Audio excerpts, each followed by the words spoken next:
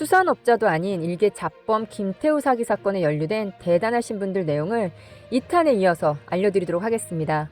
어방용 전 수원지방검찰청 사무국장은 박영수 특검팀의 수사지원단장으로 박영수와 각별한 사이인 것으로 알려져 있으며 경찰이 확보한 김 씨의 선물 리스트에 올라와 있는 것으로 알려졌습니다. 정봉주 전 국회의원 열린민주당 또한 김 씨와 관련이 있는 것으로 알려졌는데요. 7월 6일 헤럴드 경제와 정 전 의원 본인의 통화 인터뷰에서 지난해 5월 이전께 갑자기 김 씨 측에서 독도새우를 보내왔다며 받을 이유가 없는 물품이 와서 다시 돌려주기 뭐하니 김 씨에게 주소를 물어 답례품으로 로열젤리를 보냈다고 말했으며 이어 이와 같은 해 5월 말 모 매체에서 김 씨의 스포츠단체 취임에 따른 축가 메시지 요청이와 이에 응했을 뿐 이라고 덧붙였습니다. 김병호 국회의원 포항시 남구 울릉군 국민의힘은 김태우가 접촉을 시도하려 했던 것으로 알려졌는데요. 김태우가 자신의 아버지는 구룡포읍에서 큰 조선소를 운영했던 사람이라며 김병호 의원의 재력을 과시했는데 시골에서 큰 조선소를 운영했던 사람이라면 알 법도 안 돼 들어본 바가 없어 수상하다고 여겨 김태우의 사진을 포항 국회의원 사무실에 보내 알아보라고 지시했고 그런 사실을 찾을 수 없자 김태우를 더 이상 만나지 않았다고 했습니다.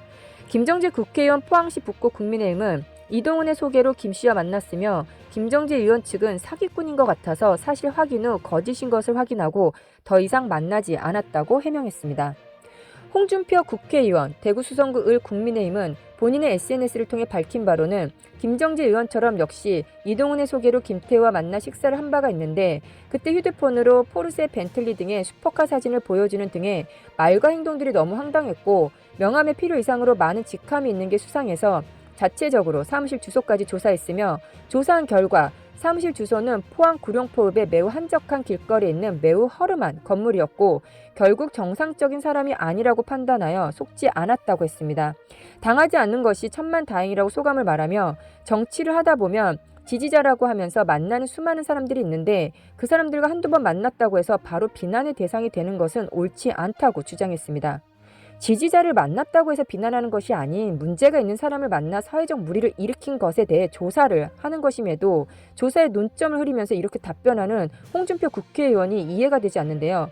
여튼 계속 이어가도록 하겠습니다.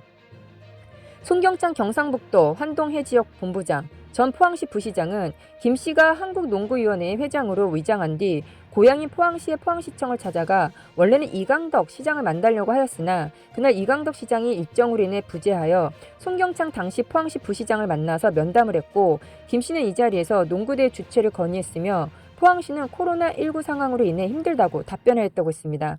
이후 포항시에서 계속해서 거절하자 돌아간 뒤 연락은 없었다고 밝혔습니다. 이강덕 포항시장은 당시 송경창 부시장을 만난 6개월 후 한 언론인의 소개로 만나게 되어 6개월 전에 부시장에게 했던 농구대회 개최 및 예산 지원을 요청하였으나 부시장과 마찬가지로 코로나19 상황으로 어렵다고 거부하였고 이후 같이 김 씨가 운영하는 렌터카 회사 전 시장에 들렀으나 이후로는 연락하지 않았다고 했습니다.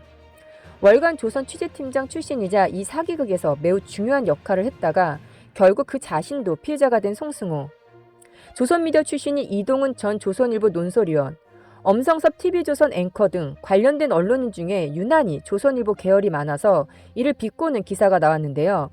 가짜 수산업체 게이트인가 조선미디어 게이트인가 조선일보는 거의 이 사건을 보도하고 있지 않다가 박영수 특검, 박지원 국정원장 등 문재인 정부와 관련된 인물이 언급되자 기다렸다는 듯이 보도를 시작했는데요.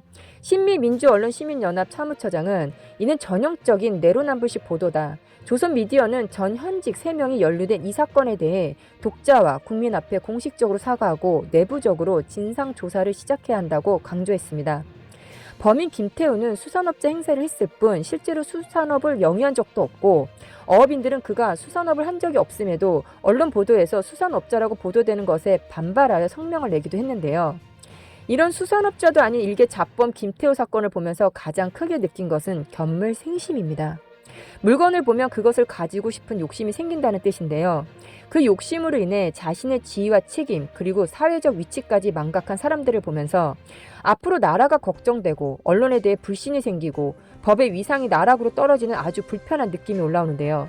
무엇보다 억울한 사람들이 더 이상 견물생심이 넘치는 위와 같은 분들로 인해 피해자가 생겨나지 않기를 바라보면서 김태우 같은 일개 잡범도 우리나라 최고의 지위를 가진 많은 분들을 이렇게 휘두를 수 있다는 게 참으로 우픈 현실입니다. 우리 국민들은 그 누구도 아닌 자신을 잘 지켜나가며 저런 잡범한테 당하지 않도록 주의해야겠습니다. 끝까지 시청해주셔서 감사합니다. 여러분의 좋아요, 구독, 알림 설정은 영상을 제작하는 데 큰 용기를 줍니다. 감사합니다.